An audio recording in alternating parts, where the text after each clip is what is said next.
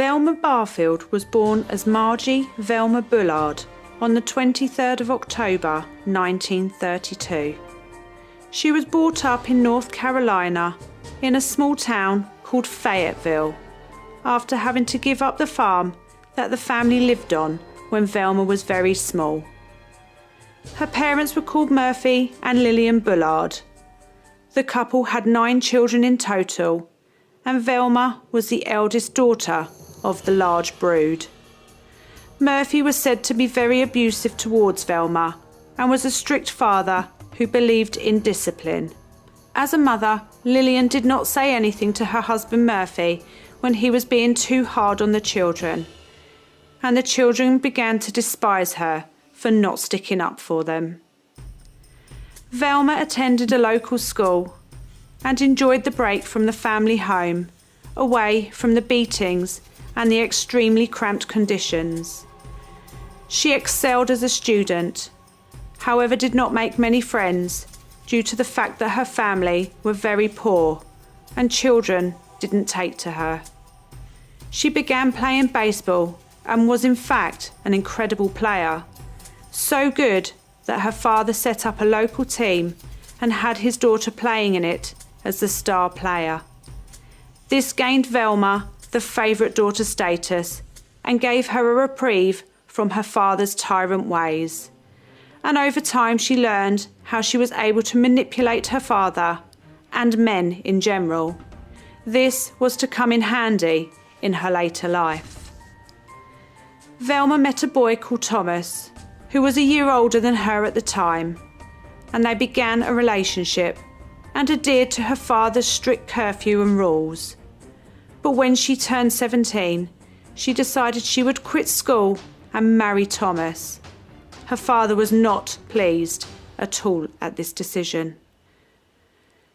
In 1951, Velma and Thomas had a son, who they called Ronald, and then a daughter followed, who they named Kim. The couple was still very poor. They only had one small wage coming in, and although they did not have money, they had all they needed for a contented life. Neighbours admired the family and their parenting skills. Over time, Velma became very unwell and had to have a hysterectomy, which led to severe back pain, and then she went on from household painkillers to the use of harder drugs to control this pain. Thomas also had his demons and began to drink heavily. Arguments between the pair were more frequent and the relationship turned volatile.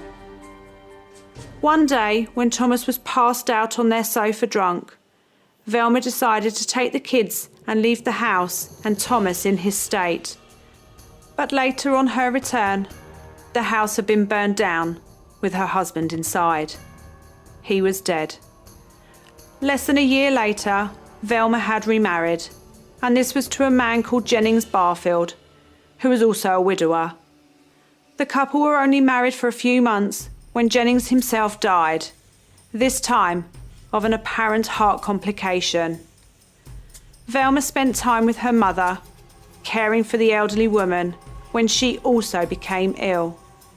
She had extreme stomach conditions which disappeared only a few days later, but to return at Christmas 1974, when she sadly passed away on the 30th of December.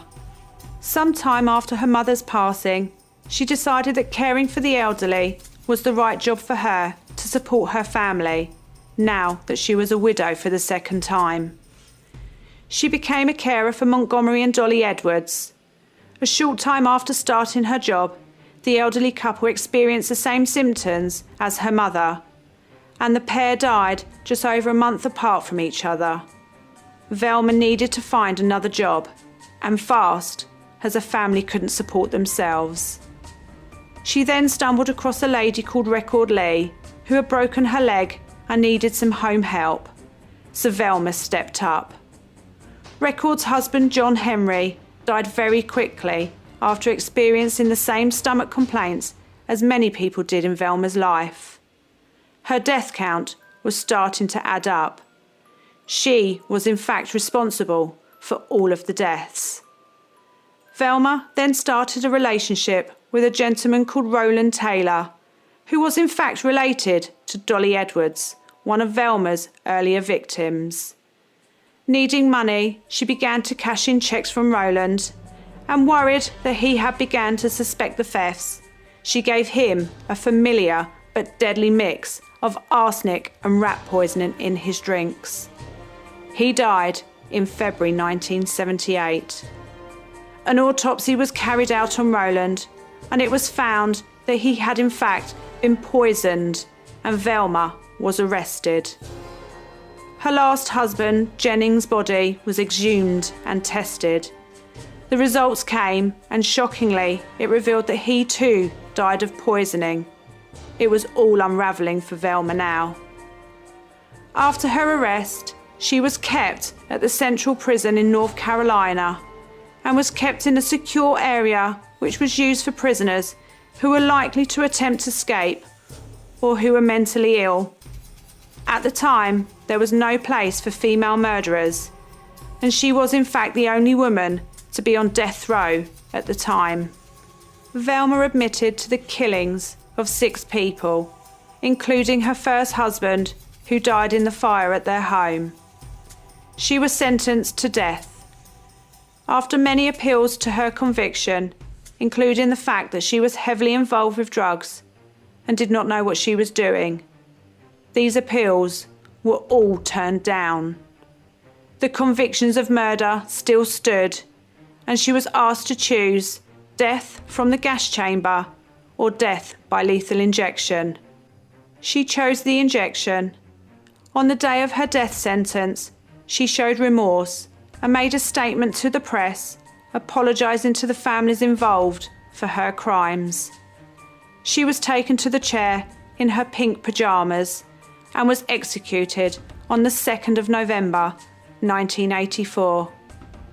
The question is, was she actually a demented serial killer, or was she a drug addict who was not in control of her actions?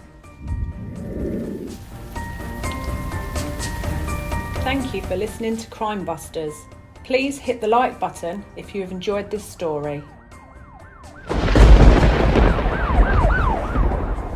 Please subscribe to us if you would like to listen to more crime stories from Crime Busters, as we take you to the dark side.